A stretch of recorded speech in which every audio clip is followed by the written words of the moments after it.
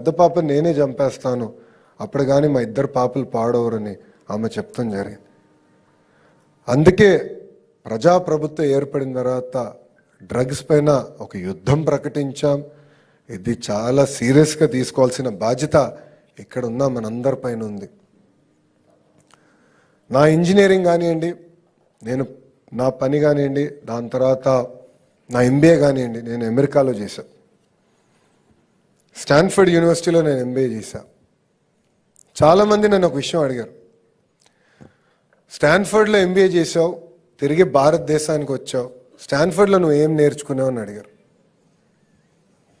Stanford MBAలో final ఎగ్జామినేషన్లో టీచర్లు ఉండరు, ఇన్విజిలేటర్లు ఉండరు.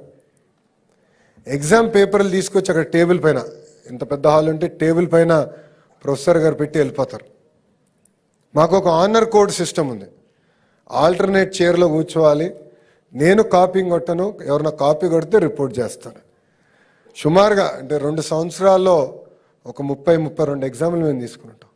ఒక్కరు కూడా కాపీ చేయాలి. అంటే ఆ రోజు మాకు అనిపించింది, ఒక విశ్వవిద్యాలయం మా పైన పెట్టిన పవిత్రమైన బాధ్యత ఇది. ఆ మార్పు నాలో తీసుకొచ్చింది. ఆ మార్పు సమాజంలో రావాలని బలంగా నేను నమ్ముతున్నాను. చాలామంది అడిగారు, విద్యాశాఖ నీకు అవసరమా అని. కఠినమైన శాఖ, ఉపాధ్యాయులు ఉంటారు, సంఘాలు ఉంటాయి. ఈ ఛాలెంజ్ నీకు అవసరమా అంటే వాళ్ళందరికీ ఒకటి చెప్పా, జీవితం అంటేనే ఒక ఛాలెంజ్. ఛాలెంజ్ లేనిది జీవితం లేదు. ఈరోజు కొన్ని సంఘటనలు మనం చూస్తున్నాం, చాలా బాధ కలుగుతుంది. మార్కులు తక్కువ వచ్చినాయన్నో, లేదంటే ఇంట్లో తల్లిదండ్రులు గట్టిగా చెప్పారన్నో పిల్లలు కుమిలిపోయి ఏకంగా ఆత్మహత్య చేసుకునే పరిస్థితికి వస్తున్నారు. 2019లో నేను ఓడిపోయా ఎన్నికలు, 5300 ఓట్లతో ఓడిపోయా. ఒకరోజు బాధ కలిగింది, ఆవేదన కలిగింది. కానీ రెండో రోజు నుంచి ఆ బాధ, ఆవేదన నాలో కసి పెంచింది. నేను కన్విన్స్ చేసుకోలేకపోయా ప్రజల్ని. 5 సంవత్సరాలు కష్టపడతా, తిరిగి వాళ్ళ మనసు నేను గెలుచుకుంటానని 5 సంవత్సరాలు కష్టపడ్డా. అనేక మంది అవమానించారు.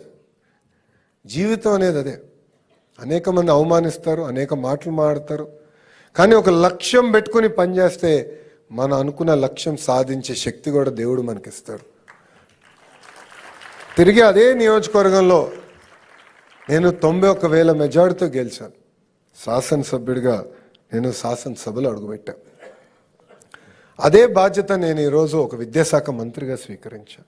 ఇక్కడున్న ఉపాధ్యాయులు అందరూ తెలుసు, తరతరాలుగా అనేక సమస్యలతో మీరు ఇబ్బంది పడుతుంటే అన్నీ మనం పరిష్కరించాం. టీచర్ ట్రాన్స్ఫర్ యాక్ట్ తీసుకొచ్చాం.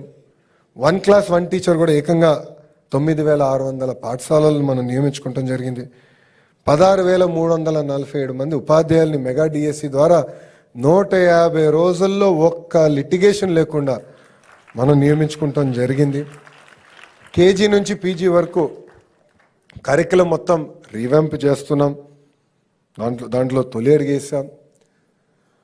మీరు చూస్తే ఇప్పుడు పిల్లలకి అందించే పుస్తకాల్లో కానీ, బ్యాగులు కానివ్వండి, అదేవిధంగా బెల్ట్, యూనిఫామ్లు ఎక్కడ